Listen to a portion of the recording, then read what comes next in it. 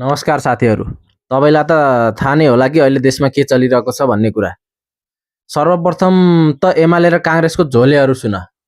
होइन तिमीहरू कहिले सुध्रने, किन सुध्रने भन्ने कुरा सोधौला तिमीहरू।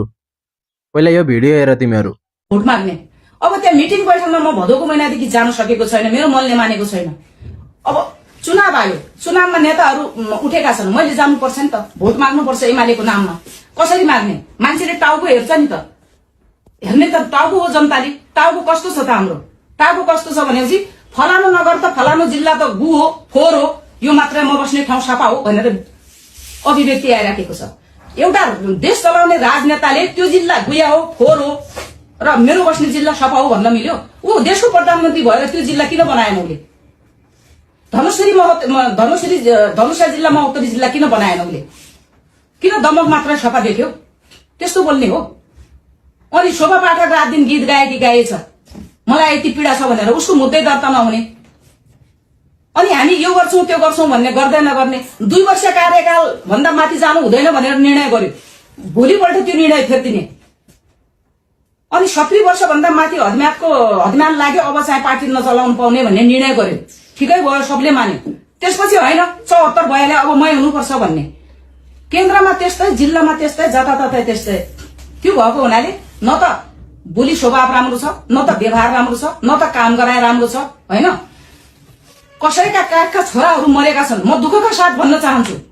कोख रित्तिएको छ कसैको, भगवान कोख रित्तिएको छ, छोराहरू मरेका छन्। ती मरेका छोरा मेरै हुन्, मरेको जनता मेरै हो। त्यो जनता नमर्नु पर्ने थियो, मर्यो, मेरो नेतृत्वमा मेरा पनि केही कमी कमजोरी छन् भनेर भन्नु पर्दैन?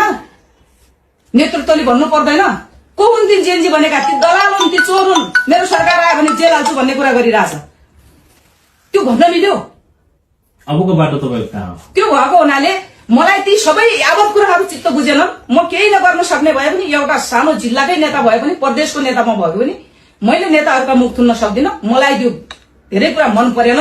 धेरै कुरा बोलेको सुन्छु, सामाजिक सञ्जाल रात दिन हेर्छु, समाचार हेर्छु, जताततैबाट कहीँबाट चित्त बुझ्ने कुरा छैन र यहाँ काम गर्न सकिने अवस्था पनि छैन। समानुपातिक एकैछिन समानुपातिकमा एकचोटि समानुपातिकमा पाएको महिलाले अथवा पुरुषले दोबारा नपाउने भन्ने पार्टी केन्द्रको निर्णय हो भने मन परेको मान्छेलाई दोबारा समानुपातिकमा ल्याउने।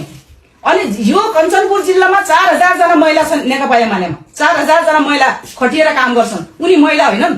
एउटै महिलालाई दोबारा समानुपातिकमा दिने, किनकि ऊ महिला विशेष महिला भयो नि त पार्टीको। अरू महिला के हुन्? भोट दिने महिला मान्छे हैनन्? चुनावमा जाने झण्डा समात्ने महिला के हुन्? रात दिन खटिने महिला के हुन्? एकै महिलालाई दुई पटक समानुपातिक दिने अरू महिलाले के गर्ने हुन्? मलाई यो कुरा चित्त बुझेन। यो राजनीति गराइ मन परेन। यो समय सान्दर्भिक छैन।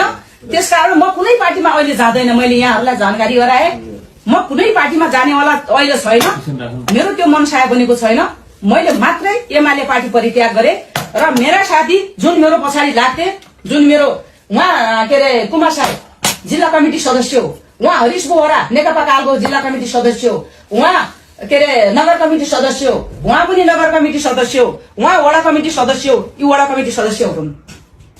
उहाँ साथीहरू हाम्रा मसँग आबद्ध भएर मैले भनेको ठाउँमा जाने साथीहरूले मैले सुझाव माग्दा उहाँले के भन्यो भने ठिकै छ, हामी त्यसो भए त छोड्ने भएपछि हामी पनि लाग्दैनौँ है आजदेखि।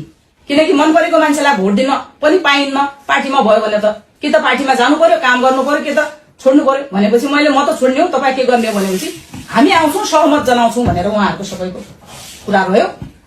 र आजको मितिदेखि म एमालेको कुनै पनि तह तब्कामा नबसेको नरहेको जानकारी गराउँछु। सुन्यौ नि होइन? तिम्रो एमाले पार्टीभित्र के चलिरहेको छ भन्ने कुरा त। के एमाले एउटा मात्रै व्यक्तिगत मान्छेको लागि हो?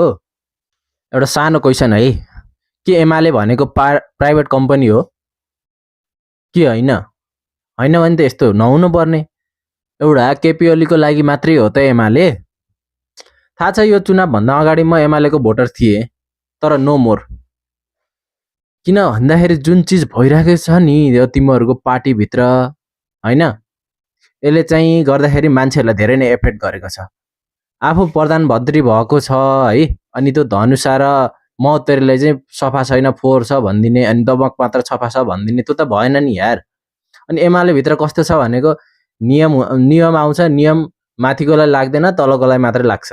अब महिलाहरू रहेछ कञ्चनपुरमा 400 जना जति, उनीहरूले कहिले पनि आफ्नो राइट्सहरू पाएकै छैन क्या एमालेसित हिँडेर। उनीहरूले अहिले पनि भोट परिवर्तन गर्ने कुराहरू गरिरहेको छ। के यो फेयर छ त? झोलेहरू तिमीहरू भन न, तिमीहरू चाहे पार्टी परिवर्तन गर या नगर के, तर भोट चाहिँ परिवर्तन गर ल। नाइ भनी देश कहाँ जान्छ तिमीहरूलाई राम्रोसँग थाहा छ। मासु भातको लोभ नगर, पेट्रोलको लोभ नगर है, भोट फर चेन्ज। हस् त, धन्यवाद।